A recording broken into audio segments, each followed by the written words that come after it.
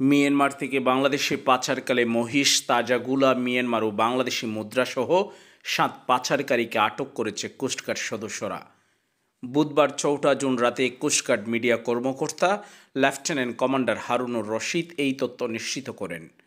তিনি বলেন, আজ বুধবার মধ্যরাত 3:30টায় কোস্টগার্ড আউটপোস্ট শাহপুরী কর্তৃক নিয়মিত টহল চলাকালীন টেকনাফের শাহপুর দ্বীপের ঘোলারচর সংলগ্ন সমুদ্র এলাকায় সন্দেহজনক একটি ইঞ্জিন চালিত কাঠের বোট দেখতে পায়।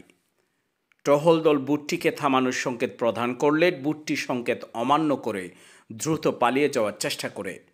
পরবর্তীতে টহল দল কর্তৃক ধাওয়া করে বুটটিকে আটক করতে সক্ষম হয় এবং তল্লাশি করে মিয়ানমার থেকে অবৈধভাবে শুল্ক কর ফাঁকি দিয়ে বাংলাদেশে পাচারকালে 2 রাউন্ড তাজাগুলা, মিয়ানমারের 40,000 কিয়াতু বাংলাদেশি 300 টাকাসহ 7 জন পাচারকারী এবং বুটের এক পাশে পানিতে ভাসমান অবস্থায় একটি মহিষ আটক করা হয়।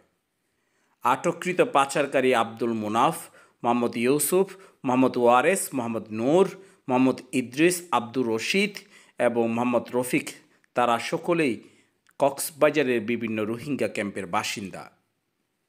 জব্দকৃত তাজাগুলা, মুদ্রা ও আটককৃত ব্যক্তিদের পরবর্তী আইনানুগ ব্যবস্থা গ্রহণের জন্য টেকনাফ মডেল থানায় হস্তান্তর করা হয়েছে এবং জব্দকৃত মহিষ টেকনাফ কাস্টমসের নিকট হস্তান্তরের কার্যক্রম প্রক্রিয়াধীন রয়েছে।